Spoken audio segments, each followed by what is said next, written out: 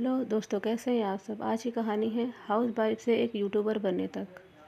विभा आज बहुत खुश थी। वो अपने पैरों पर चल पाएगी। पूरे 5 साल बाद उसकी ज़िंदगी में ये पल आए थे। विभा का पति राज भी खुश था।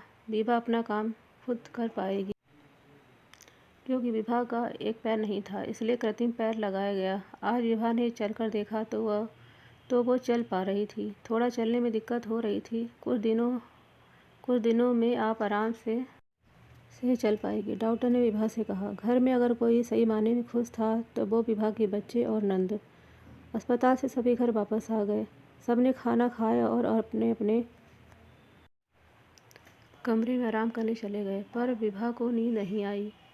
वो तो 7 साल पहले की दुनिया में चली गई, जब उसका कार एक्सीडेंट हुआ था। बहनों, उसको होश नहीं आया। सबने उसके जिंदा रहने की उम्मीद छोड़ दी थी। उसको होश ही नहीं आ रहा था। पर विभा का पति राज अभी भी इस उम्मीद में था कि विभा ठीक हो जाएगी। दिन रात वो विभा के पास रहता। राज को पूरा 1 महीना हो गया था। वो घर नहीं गया था। सब कहते, राज घर चलो, थोड़ा आराम कर लो, पर राज किसी की नहीं सुनता, बस विभा के पास बैठा रहता। महीनों से वो अपने काम पर नहीं गया। कितने फ़ोन आया कि एक बार आ जाओ। राज कहता, फ़ोन मत करो, मैं नहीं आऊँगा जब तक विभा ठीक नहीं हो जाती। धीरे धीरे विभा को होश आने लगा और वो ठीक होने लगी। पर जब उसने उठने की कोशिश की तो वो उठ नहीं पाई। राज, मैं उठ नहीं पा रही, राज से विभा ने कहा। राज विभा के पास आया और बोला, विभा, वो तुम्हारा पैर, तुम्हारा पैर। विभा राज की तरफ बड़े अचंभित होकर देखती है। क्या हुआ? मेरे पैर तो ठीक हैं। विभा चादर उठाकर देखा तो बायां पैर नहीं था। विभा जोर जोर से रोने लगी। मेरा पैर कहाँ गया? तुम्हारा पैर एक्सीडेंट में बुरी तरह घायल हो गया था और उसमें इन्फेक्शन फैलने लगा था। तुम्हारा एक पैर काटना पड़ा। विभा बस रोए जा रही थी। अब क्या होगा? बिना पैर की कैसे जिंदगी? राज और घर वालों ने बहुत समझाया, पर विभा किसी की सुन नहीं रही थी। विभा को उस वक्त किसी का भी ख्याल नहीं आ रहा था। डॉक्टर ने आकर बेसु का इंजेक्शन लगाया, तब विभा शांत हुई। विभा को जब होश आया तो कमरे में कोई नहीं था, बस एक औरत कमरे में पोछा लगा रही थी। विभा ने उसको देखकर भी अनदेखा कर दिया। औरत विभा के पास आई और बोली, बेटी, एक बात कहूँ, तुम क्यों रो रही हो? विभा कुछ नहीं बोली, बस उसकी आंखों से आंसू बह रहे थे।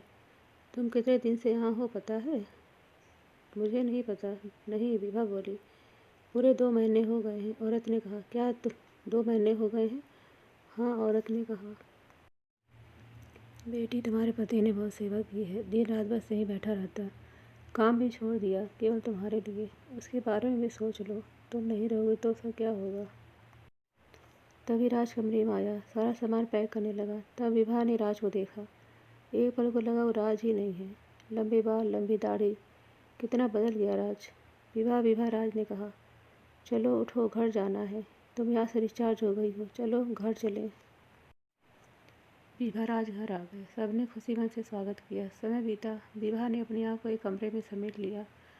मन एक अपराध बोध से जूझ रहा था कि वो दूसरों की सहायता पर है।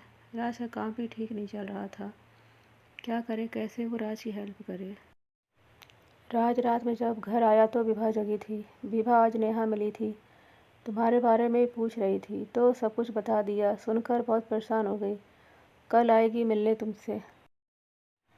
दूसरे दिन सुबह ही नेहा आ गई। आते ही कहने लगी, मुझे क्यों नहीं बताया कि इतना कुछ तुम्हारे साथ हो गया? विभा नेहा को देखकर रोने लगी। नेहा भी रुआसी हो गई विभा को रोते देखकर। नेहा ने विभा को शांत कराया। तभी कमरे में विभा की जेठानी आ गई, चाय नाश्ता लेकर। नेहा से कहा कि तुम विभा को समझाओ, इसने अपने आप को इस कमरे तक ही सीमित कर लिया है। ये कहकर वो चली गई। विभा, क्या है ये सब?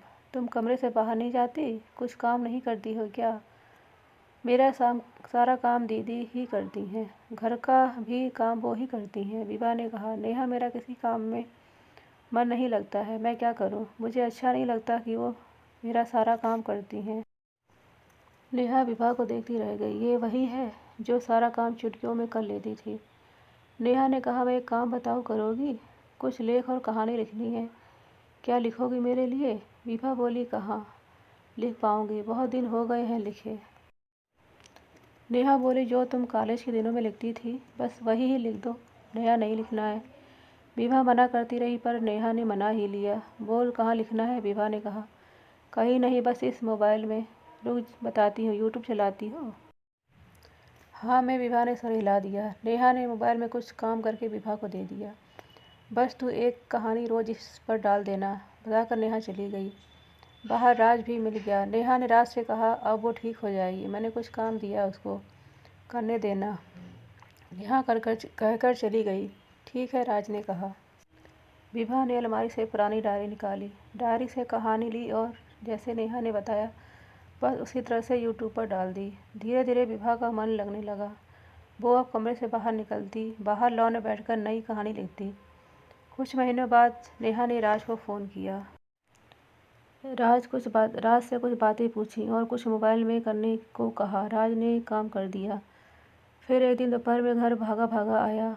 विभा सब बाहर आ गए। क्या हुआ राज, बहुत खुश हो? हाँ, खुशी की ही तो बात है। विभा ने जो कहानी लिखी थी उसके रुपए मिले हैं। किसी को कुछ समझ नहीं आया। तब राज ने सब कुछ बताया, एक यूट्यूब के बारे में। किसी को विश्वास नहीं हो रहा था। विभा को समझने दे नहीं रही कि जो काम वो नेहा का मानकर कर रही थी वो उसका था। राज ने पैसे को विभा को दिया। विभा ने पैसों को अपनी दीदी को पकड़ा दिया। जेठानी ने विभा से कहा, विभा ये तुम्हारी मेहनत है, तुम रखो। नहीं दीदी, सब कुछ तो आपने किया है, आप नहीं होती तो मेरा क्या होता। हाँ ये तो है। सब हंसने लगे। राज ने कहा कि इस पैसों से हम कृत्रिम पैर लगवा देंगे विभा का। सभी लोग आज खुश थे। विभा की आज ज़िंदगी बदल रही है, केवल विभा के गुण, मेहनत, लगन और एक ऐप की वजह से। अगर ये कहानी आपको पसंद आती है तो प्लीज़ कमेंट में बताएं। धन्यवाद।